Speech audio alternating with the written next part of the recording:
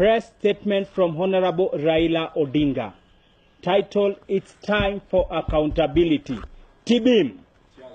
Ladies and gentlemen of the press, fellow Kenyans, as you might have been made aware, I have other commitments. Doing all I can to move the anti-Chiloba demos from a total flop it was to a success it should be, making it impossible for me to address you in person.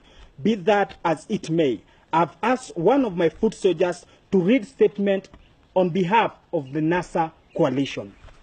Fellow Kenyans, the scheme to change the will of the people happens to be wider than earlier imagined. New evidence shows other corporate players other than Safaricom took part in rigging the August presidential elections in favor of Uhuru and his Ruto. It's shocking and regrettable that state-owned companies could be this partisan.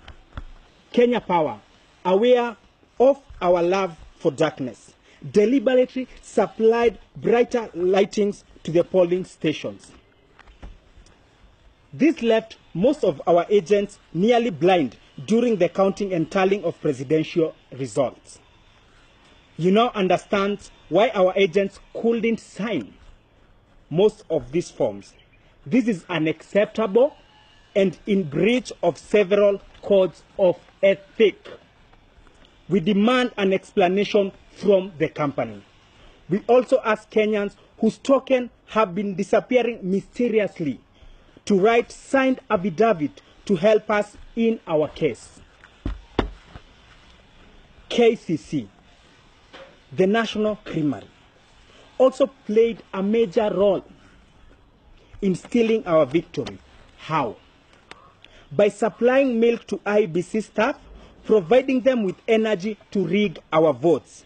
We dare them to come out and deny these facts. Ladies and gentlemen, our sources at KQ, whom we can't name for security reasons, also informed us that this KQ that transported the presidential ballot papers from Dubai, had they turned down the offer, we wouldn't have ballot papers to begin with, and our coalition would have spared the August 8th humiliation defeat. Sorry, I mean scandal. I could go on and on listing the companies involved in the shameful act, but you already know the truth. That everyone, including Facebook and Twitter, participated in rigging the elections in Uhuru's favor. We demand that the DPP immediately starts investigating the listed companies, failure to which we will ask our supporters to boycott electricity, milk, and all airports. Our resolve to have a fair playing field, free and fair elections, which can only be so if I am declared president, remains unshakable. God bless you. God bless Kenya. Tibim. I will now take a few questions from the media houses present. Thank you. My name is Stephen Wandutu from Little Mingi FM. My question is, now that you've asked your followers to boycott KCC meetings, I'm aware that the same followers have children. Does this mean that the children won't take me? Asante sana kwa swali lako. Lakini hata watoto wakikosa kunywa maziwa watakufa. Second question. Yes, I am Nahashon from Marifield TV. Sorry. My question is, now that you asked your supporters to boycott KPLC, and it's the only company providing electricity in Kenya, do they remain in darkness?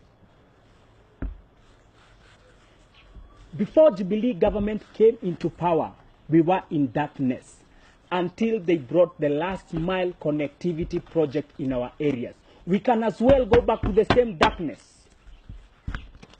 I will take the last question. My name is Eric from Minka FM. You say that you will ask your followers to boycott KQ services, and KQ is one of those sectors that contributes to our economy, especially moving goods and services around. In that collapsing our economy? Economy. Who cares about the economy if Raila is not the president? We first make Raila the president. From there, we will be able to fix our economy. For now, the economy can collapse. Thank you.